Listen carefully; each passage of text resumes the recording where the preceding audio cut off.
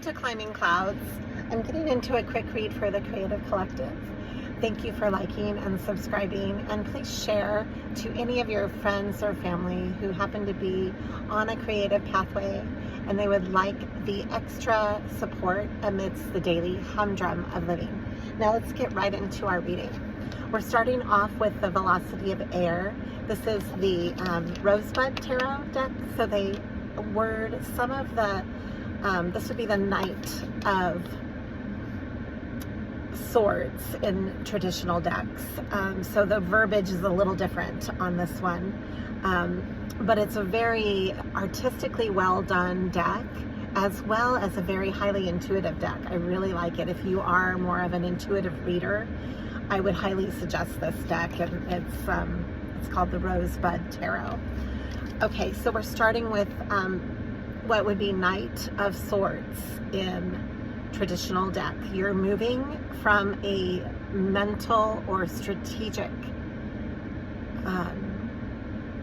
standpoint, as well as maybe having clarity in the mental realm, and you're taking action on that rather than from the emotional side.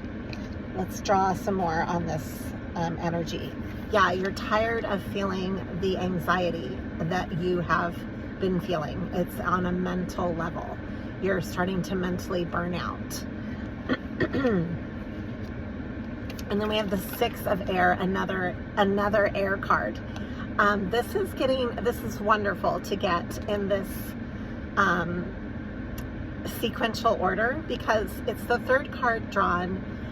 It's what you're walking into, and it's a level of peace with the mental side of things. It's getting to a mental level of peace. So that is what you're creating for yourself and walking into and strategizing to create. That's wonderful. I love seeing that. Again, I had this in readings most recently. Again, it's coming through.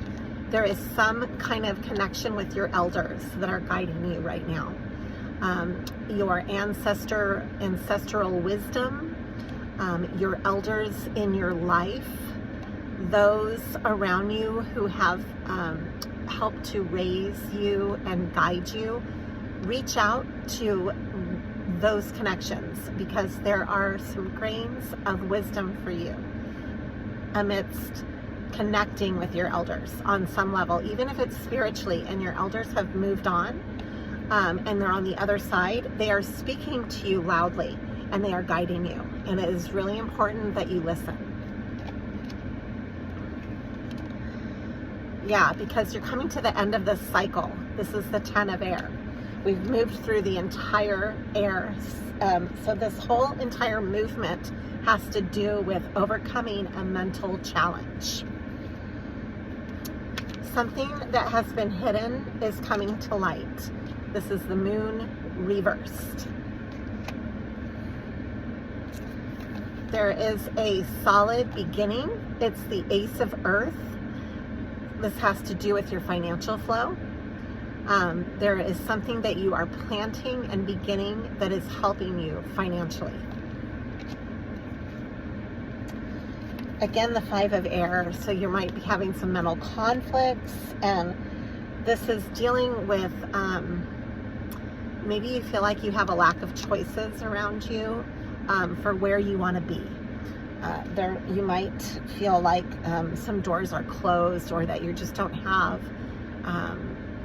the opportunities that you're wanting. That could be part of that.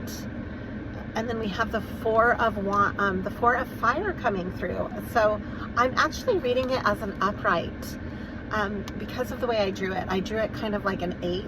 And so when I do that, to me, I take it upright. And it's the Four of Wands, which is very stable, actually, creatively very stable. So you might be coming into some stability for your creativity to thrive.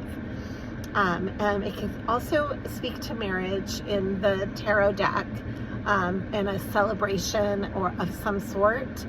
So, I mean, you can take it how it resonates for you, but this is a general reading. So I'm seeing it as a way of celebrating on a really solid level for yourself in your life creatively, and that you're creating like a sense of stability for your inspiration, which is really nice. I like seeing that. You are communicating this, and you might be traveling, you might be changing your homes or what you're doing in a new location. You're moving the energy. You're see how everybody's moving? They're on the move. This card is all about movement and communication. So this is a really nice force to come in with the Four of Wands. And then we have more celebration. So this just validates what I was saying. It's the Three of Water, the Three of Cups. I see this as a celebration, and I'm going to claim that in this reading. Sometimes you can read it as a third-party interference, but I see this as celebrating in this reading. And then we have the two witches. This is interesting because this deck has a unique card. This is not a card that is in a normal tarot, everyday tarot deck. So let me translate this for you. This would be the two, and it's not the Lovers, it's the number 2 in the tarot. Let me see if I can look that up. Hold on, and I'll translate it. But what I'm sensing is a dual,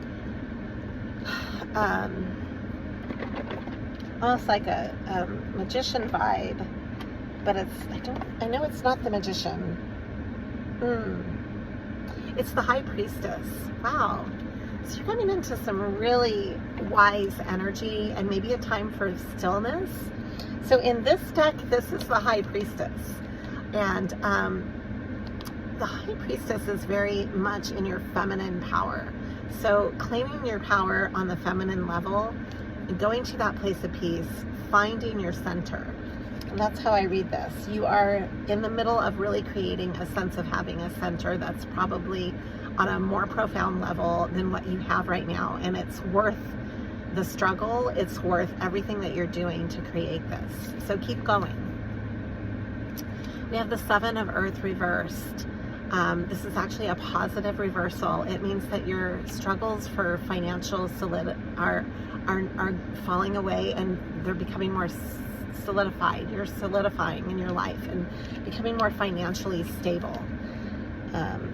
We have the Four of Swords.